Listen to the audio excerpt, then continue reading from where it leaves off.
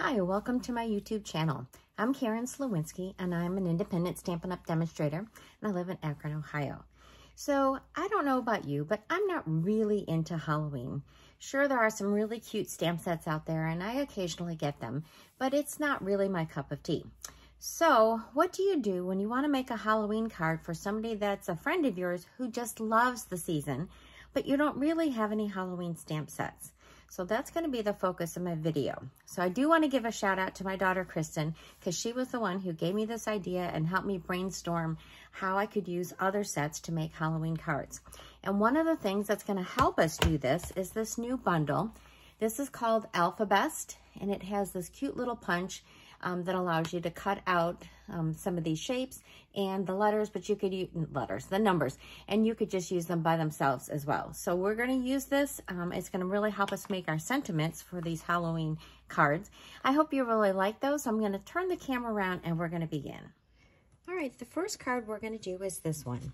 So when I think of Halloween, I immediately think of jack-o'-lanterns. So this is a really easy card to make. And I bet many of you who maybe don't have the Halloween stamp sets do have something with pumpkins. So we are going to be using the Hello Harvest stamp set to use that pumpkin. We're going to use Biggest Wish to do the Hello Friend. And we're going to begin making this card. So you're going to need, you've got your envelope. Your card base is going to be a thick basic white. So that's 8.5 by 5.5. And we're going to fold that in half. We might as well go ahead and do that and get that set aside for us. I use my bone folder. This is a tool that I always use. And then we are going to need a piece of designer series paper. This is the Gingham Cottage, and this is a 4 by 5.25 piece. And then we do have a piece of the basic white. This is a 3.5 by 4 3/4. And then we need a scrap of our pumpkin pie. This is about a 2.5 inch square. So, to begin with, we're going to go ahead and we're going to stamp our pumpkin. I'm going to bring in this mat. So, we are going to be using our Memento Black ink. And I'm going to grab this and we're going to just ink up our pumpkin. And we're going to, I'm going to turn it over because I've got a little notch out of that. And give that a good press. So, you don't even have to do any coloring. So, that's fabulous.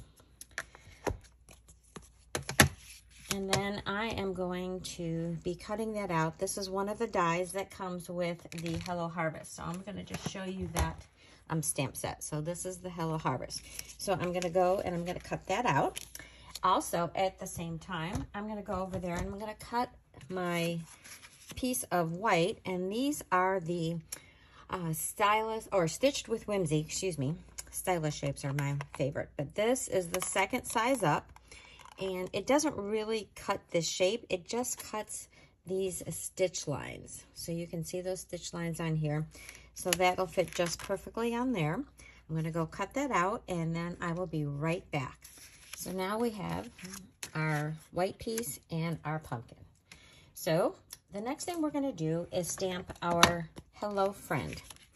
I'm going to open up my pumpkin pie ink.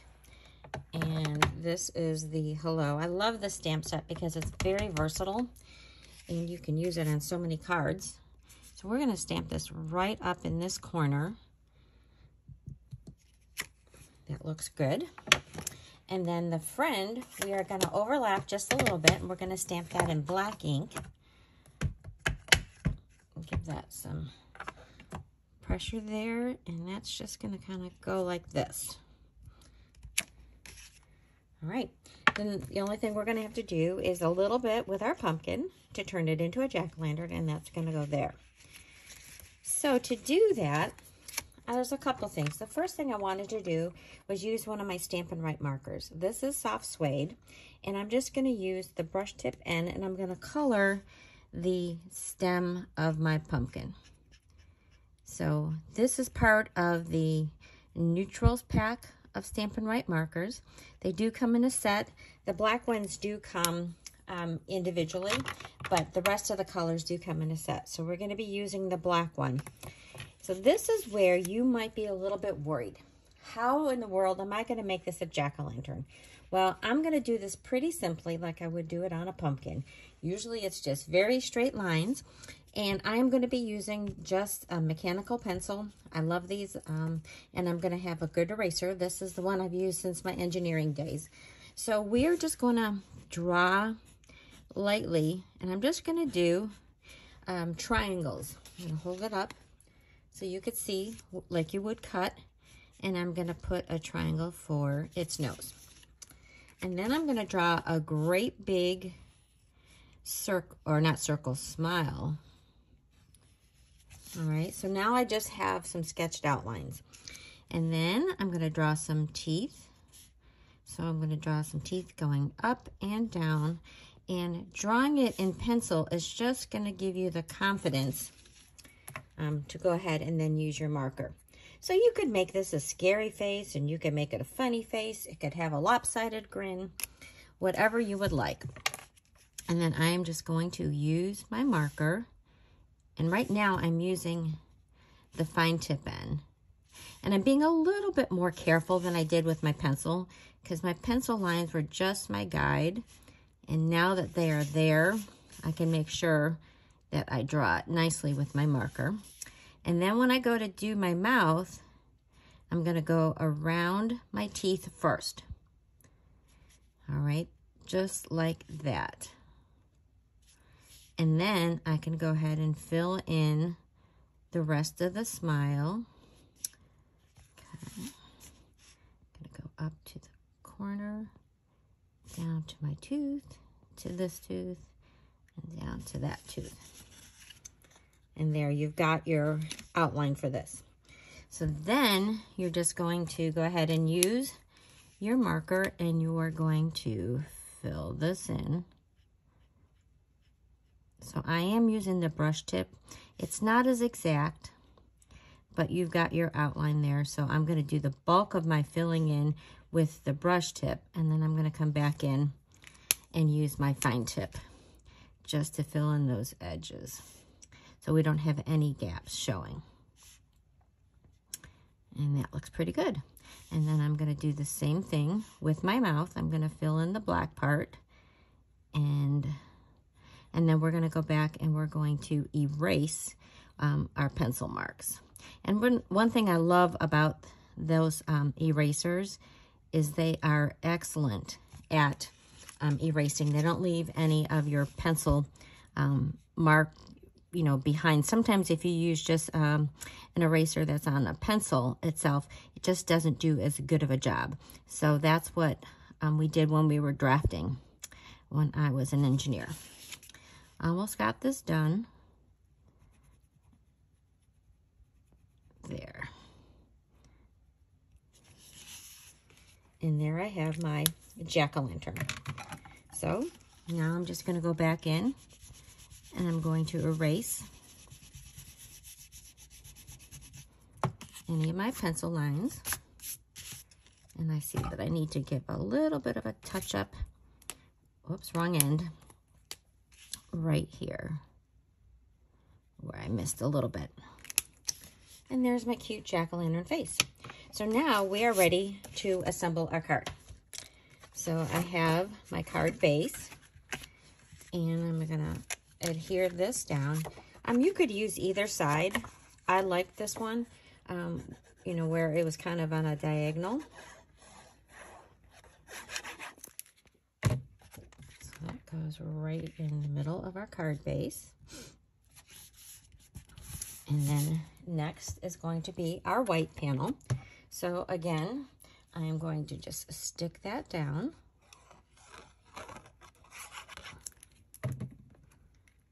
And it's just going to center up. And I like it, it's a little bit smaller. That allows you to see that really cute designer series paper. And then we're going to go ahead and put some dimensionals on our pumpkin. So he is popped up. And this card is just about done. So if you did have a Halloween set and you wanted to stamp Happy Halloween on the inside, or trick or treat, or whatever you had, you could do that. What I did on this card is I just wrote Happy Halloween. You could, if you had really cute writing, you could do it. But even if your writing is just basic, your message gets across beautifully. So then, for my envelope, I'm going to use my alphabet stamp set. And so from here, I am going to use the letters to spell out boo. So I'm going to just go ahead and put this down in the bottom. So there's my B. And I've got an O and an O. And I'm going to clean that off. And I'm going to switch over. And we need the exclamation. So I'm going to grab that one. Put that on my block. And there. So I have my envelope. It looks really cute. And what do you think? I just think it is adorable. So now I want to show you some other ideas. All right, this very next card, let me get this stuff out of the way here, is a card that I had made in my card class for the month of September, and everybody loved it. And this one is using the gnome dies. So to make this, I took 3 strips of paper to make this candy corn arrangement. So the white and the yellow, which is Daffodil Delight, are 3/4 of an inch wide.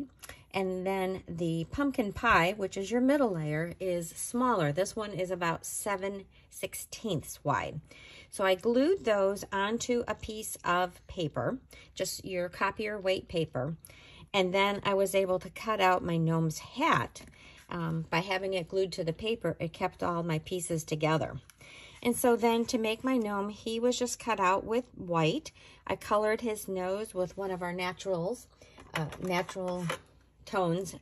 This one I think is number 200. Oh, excuse me, I went the opposite way. This is 900. So I used one of these blends to color his nose. His shoes were made out of basic gray.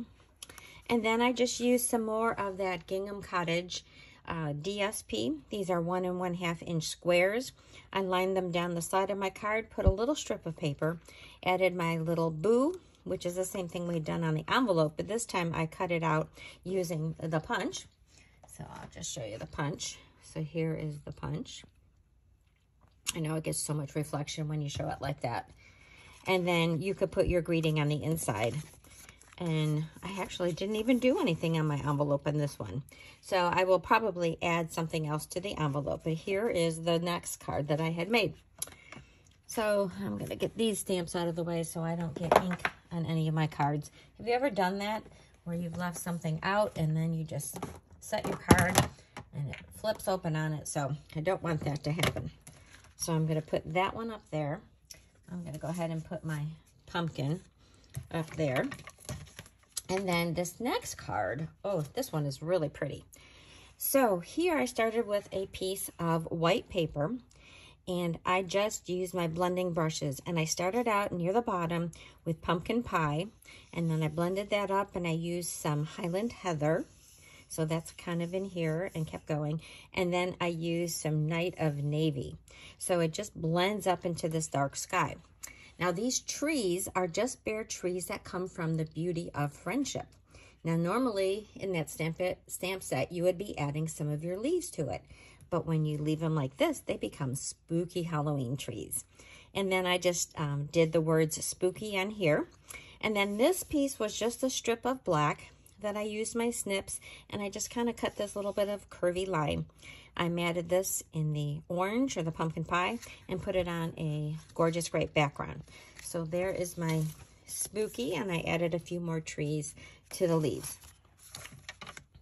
All right, this next one is a little bit of witch's brew for you. So here I have some bottles of potions. So these come from the Bottled Happiness. So I stamped these out. There is a punch to go for these large bottles, but I don't have that one. So I did all fussy cutting, and then I did this short little squat bottle. I did a little bit of label. So this is the Eye of Newt, and I layered these here together. So this background is a piece of gray granite. I put some of our 6x6 Designer Series paper in this Mary Merlot color to match the bottle to be my table. And then I used the crushed curry, same as this bottle, and Evening Evergreen to do my letters. And I used one of the little stamps that are in there. There's a lot of different designs that you can have to go behind your letters. And then look on here, this little bit of bubbling up. This comes from the Brewed for You stamp set. And I know it's supposed to be kind of like beer bubbles, but I thought this was kind of a spooky way to add a little thing to my potion, whatever kind of potion that is. And then on that one, I just put another one of the bottles, again, with the little bubbles. And then my last card is really fun.